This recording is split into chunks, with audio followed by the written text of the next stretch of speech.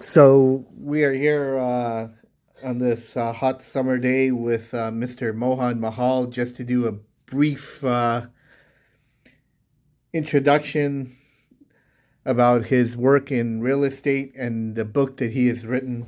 So Mohan used to work in the corporate world, but then he decided to go into business for himself um, 20 years ago and decided to go into real estate. He's a longtime family friend of uh, of me and my parents, and also my uncles, our whole extended family. We've known him for Many, some many years. decades, Yeah. but so the interesting thing is, uh, everyone knows someone in real estate. Either they're a realtor or they're a wealthy real estate investor. Especially here in Silicon Valley, you have a lot of wealthy people. They invest in real estate. But Mohan takes a slightly different approach because he wants to do something different. He um, he decided to investigate the latest trends and technologies in energy efficient home construction. So so he's been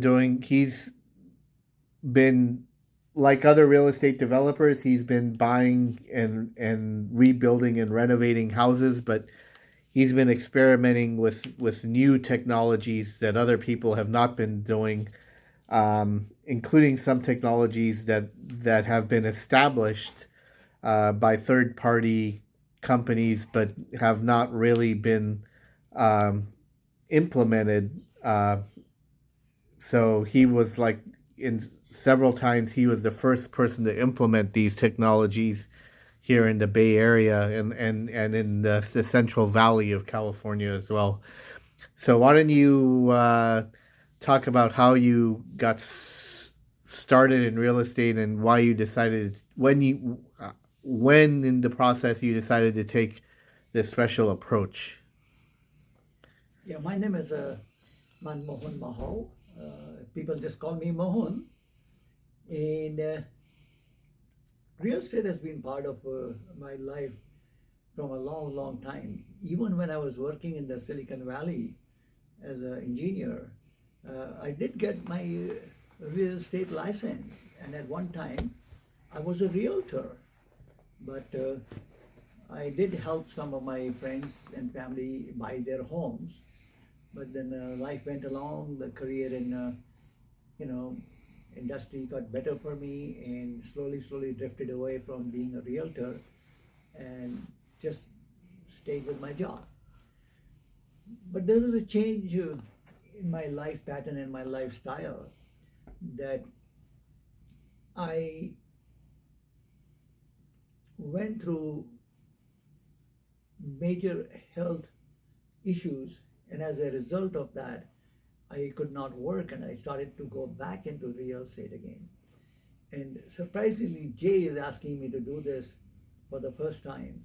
And it was his brother or his uncle, Suresh, and his uncle, Jack, who said that, Taj, you do a lot of these little projects here and there. Could you help us? And they are the ones that were responsible for getting my foot in there at a small level. And then doing one by one, I began to remodel homes. I remodeled my own homes. And then I had a friend, Ranjan Matthew, and I completely remodeled his house. And then his uncles and his mom came to me to remodel some of their rental properties, and I did that. So that was my basically stepping stone into doing the real estate.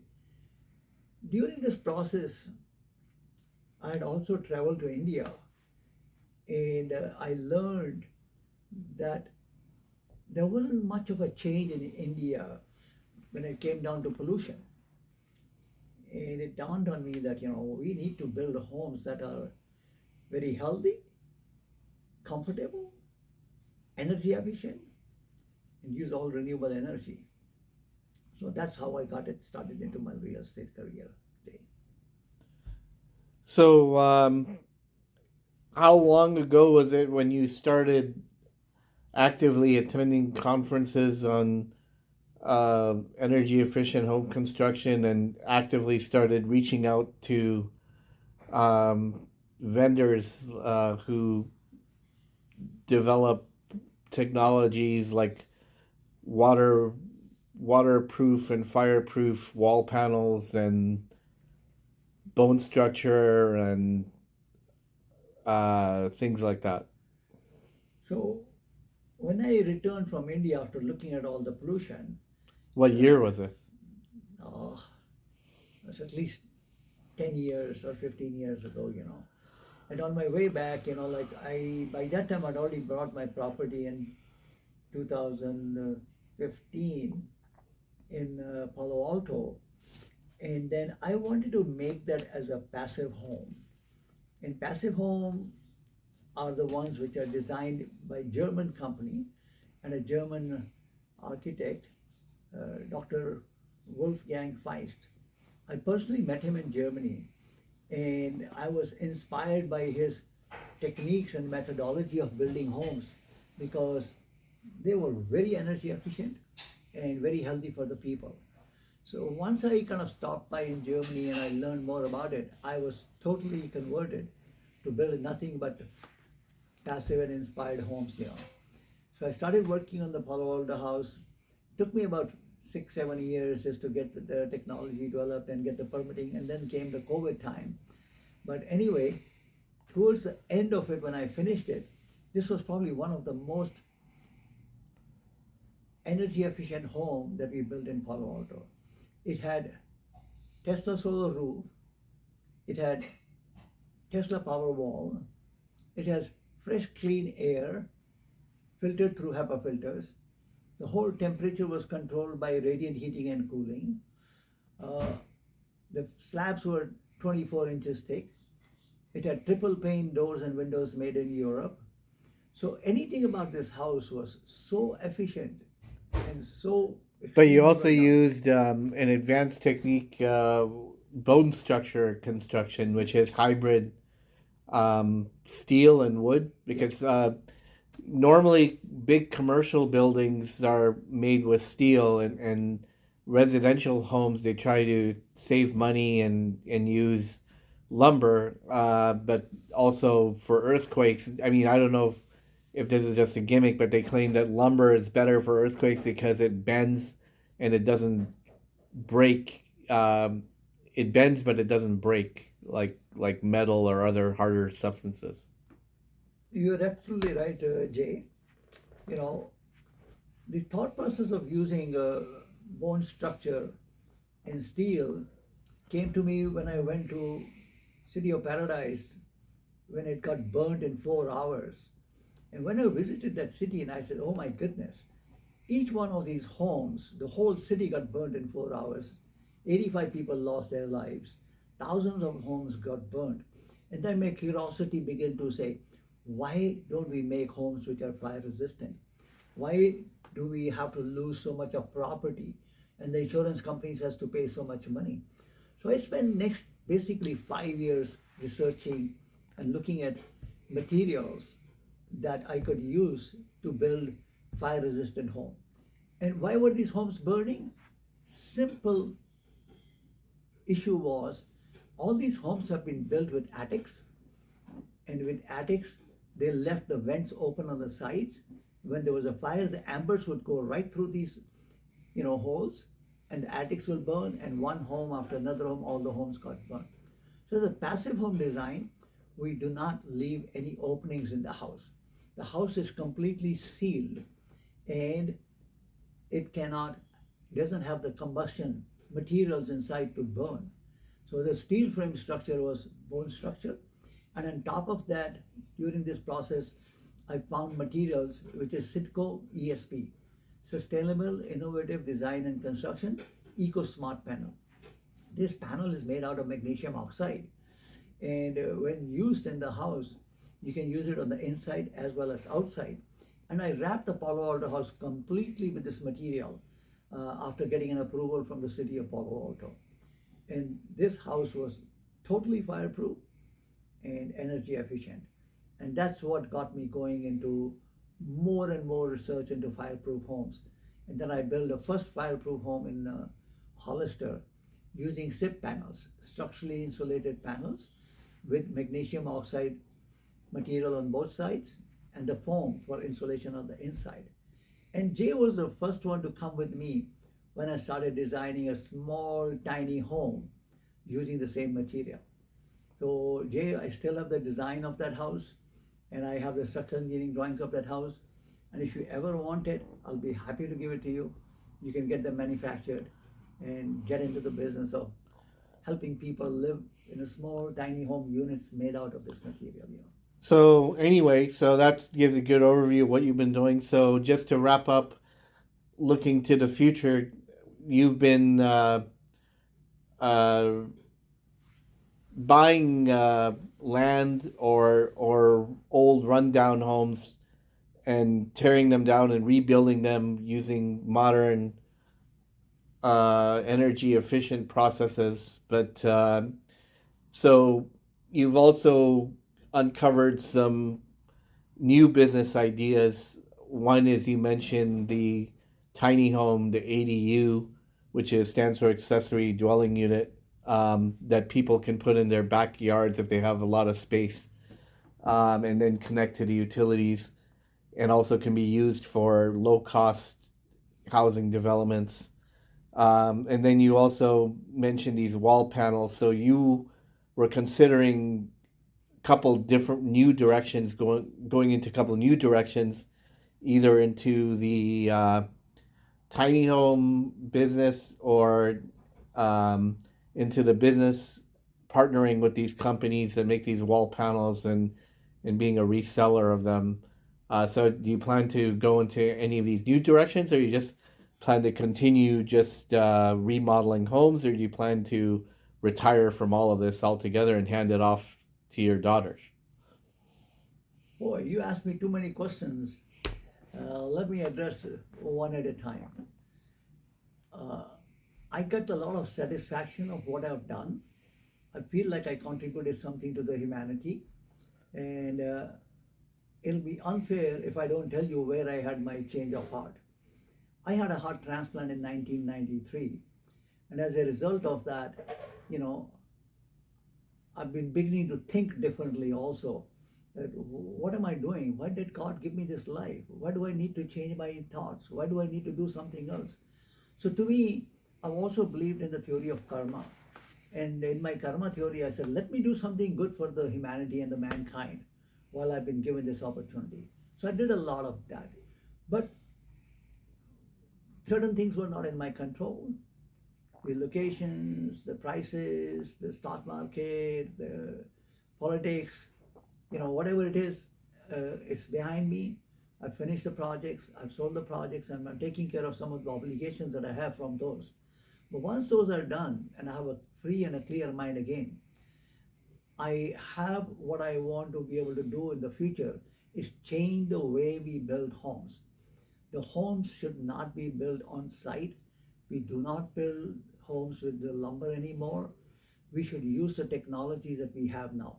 You're talking about the trend towards modular building, where you have walls that are, instead of individually, building walls from each board by board, you have slabs that are already built and you just plug them together. Right. Jay, you caught up to so many things now, and you know a lot about construction. So our thought process is that we want to minimize the time that it takes to build these homes. A typical home can take you from 1 year to 3 years, including building permits and inspections and everything else. So our focus is to have these pre-approved designs of the ADUs approved by the cities, and I got about 6 plans right now, and get them pre-approved. So we kind of already cut down the 6 months of permitting process. So we will have plan, you know, to show to customers from 400 square feet to 3,000 square feet, and they can pick any one of them. Now, once we get into the construction phase, the construction is done in a factory. We do not have to do anything on site. So we get the foundation laid. As soon as the foundation is being laid, the walls of the house are built with steel, cold rolled steel, and the walls get shipped to the house. We put the walls together and we put MGO panels on them, and we finish the house in about 4 months. So you're targeting a very special sector of the market. You're one way to look at it is you're using these special magnesium oxide MGO wall panels and steel frames for two reasons. One, it's fireproof, so it's more sustainable, and then also perhaps more insulating. But well, the thicker wall panels are more insulating. But another way of looking at it economically is because you're using all these new technologies, it's going to be more expensive than the cookie cutter garden variety tiny homes that companies are already putting out there. So I guess you can say you're either targeting the high end, or you're targeting the longer the more the more technologically advanced portion of the market. It is very important that we pay more emphasis to what are the energy sources that we are using to build and maintain these homes. And this idea of you know going all electric came to me after I saw Tesla. Tesla took the gas out of the car, and it made one of the largest car producers of electric cars. So I thought I'm going to build a Tesla of the homes, and I took all the gas out of the homes, and there is no burning gas in our homes. It's 100% electric. And not only that, I made a commitment that we will be using only renewable energy, because there is abundance of it. And if we put the designs together, we can conserve a lot of energy and make them. Yeah, so in all your homes you've been doing, they all have had solar panels and LED lighting. Yes. Those are just some simple things that people are doing, but you've incorporated as well. Yes. It kind of, not only during this time frame, my mind was always looking at, I wanted to save the planet. Yeah, so that's the But last thing you want to talk about is talk about your book. So you also dabbled in media by writing a book, or actually editing a book. You partnered with different writers. So why don't you show that book, and why don't you go over just give an overview of the different chapters in that book? So all this time when I was doing these homes and other things, I was always thinking of how can we save the planet. And I said we can save this planet by using renewable energy. And that thought came to me after COVID. Because when COVID happened, there was significant change in the environment. In fact, my first article that I wrote was about Wuhan, and looked at the air quality index over there had significantly changed. And then about 2 months later, I looked at New Delhi. In New Delhi, we could not see India Gate during the normal business hours. But it was so clear that you could see India Gate and the Parliament House in New Delhi. So that means the environment was being impacted by the people and not by natural resources. So once we shut down all the countries and the cities for COVID, the air quality began to improve. And that's when I said, let's save the planet by using renewable energy. And that means the more we take the fossil fuel out of this, the better off we will be. And it's just a matter of time, one step at a time, we can make a change, and we can start building cities with these technology, and the environment will get much better and cleaner. So when did you start writing the book, and when was it officially published? And can you just give an overview of the different chapters in the book? I started writing the book about 2020 because I knew that I wanted to write this book to protect the environment. And so COVID played a big role, yes, in the direction you're going in, because during COVID, people had to isolate themselves so they could not transmit the disease. Yeah. And so that led to the emphasis on tiny homes where people could live by themselves, but it would be inexpensive Yeah. and small enough for a single person to live in. So it kind of led to that. And then you said it also led to your realization of the effect of cutting down on pollution because during the lockdown people had to stay at home, so then you noticed the pollution also improved. So here are some of the chapters that I can mention.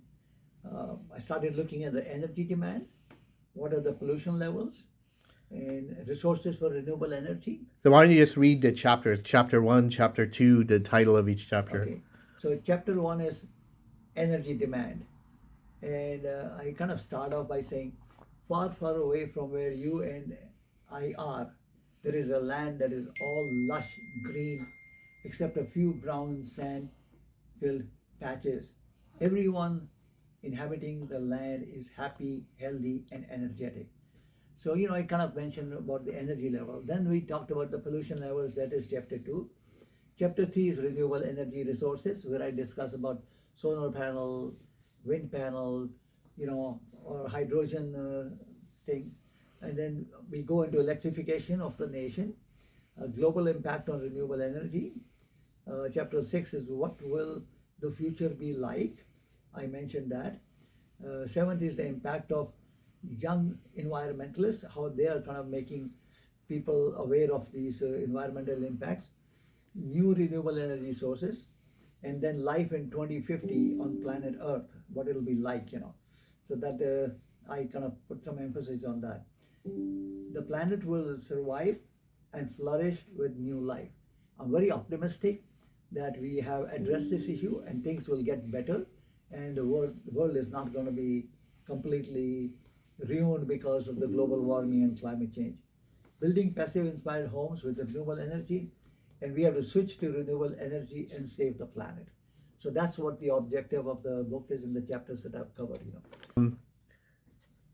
So you have a website, Sitco Homes. Yeah, I have a website, sitcohomes.com, where you can go and take a look at this. In about another 3 months, you should be able to buy panels from this site for fire-resistant homes. It is very likely and it's very possible that the last home that I just built, I built with Sitco panels in the kitchen, because most of the fires start in kitchen, garage, and laundry room. So city even offered me to submit an application to make that as a code for future new constructions. It may not happen today, it may not happen tomorrow, it may not happen in my lifetime. But Jay, you can carry on with that vision and make sure that. So remind everyone just to end here. So what is, you mentioned this earlier, what does Sitco stand for? Sitco stands for sustainable, innovative, design, and construction. And ESP stands for Eco Smart Panel. Okay, very good. The formation of Sitco is primarily my family. My daughter Subina did her MBA in sustainability. My daughter Simran is very innovative and very creative. And my wife is interior designer, so design aspect of it. And I am a mechanical engineer, and I got stuck with the construction part of it. And Jay is the Eco Smart Panel, who understands the fire resistant panels probably better than many of us, because he's seen it and he knows the benefits of using these panels. Thank you, Jay. All right, thank you very much, Mr. Mohan Mahal. The website is sitcohomes.com. And now